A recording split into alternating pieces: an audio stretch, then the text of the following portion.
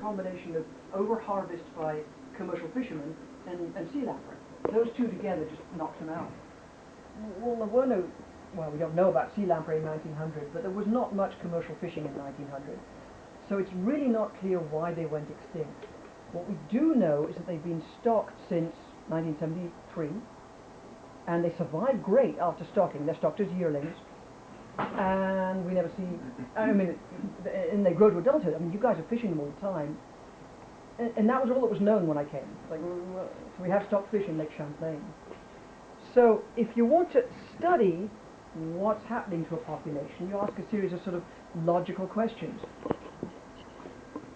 Is there spawning happening in this lake?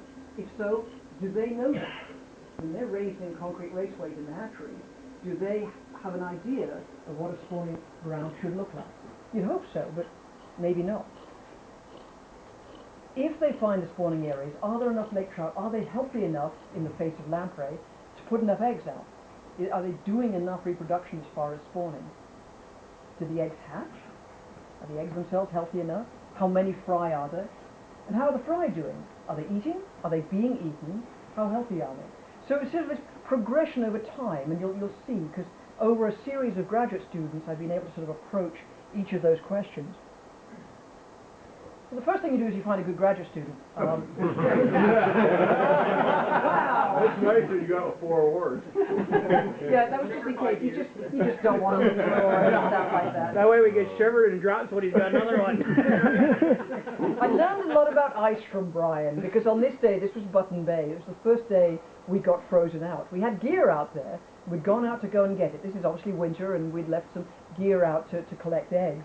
And I looked at the bay and went, oh, Brian, we're shot. Okay, we'll just leave it, don't worry, we'll come back in the spring. He goes, no, I can do this, it's okay, hang on. Then he gets a pole, you know, and he just starts walking his way out, sounding the ice. I go, Brian,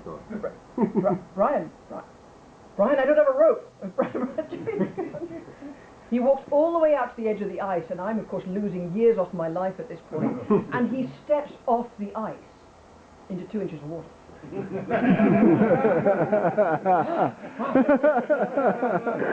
great, excellent student. So what Brian and I did, question? From that slide and the video that I saw posted on the website, yes? I'm glad you're doing biology, not boating teeth.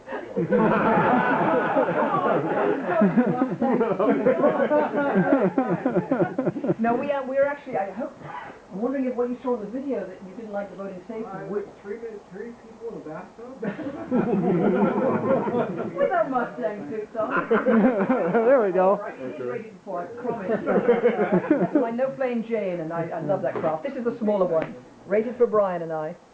So what Brian and I did first is go around the lake and say, I wonder where lake trout spawn. What they like is piles of rocks. Piles of rocks with deep spaces where the eggs can settle down inside. So a great place to start is you look at places like Orden Bay, or Irondale Bay, or right off Split Rock, or any place where you can see that kind of material above the shoreline. You go, I bet they're spawning there. Or you go to breakwalls. Lake trout love breakwalls. Army Corps of Engineers built a really, really nice spawning ground for lake trout. So the Grand Isle breakwall, the Burlington breakwall, the Coast Guard breakwall, lovely piles of rocks for spawning on. So this is where we found them spawning. And this is just the beginning. I mean, we kind of stopped when we looked at 15 sites. It gets cold when you're diving on all those sites. So we were happy. We had some study sites, and we knew they were spawning on all of them.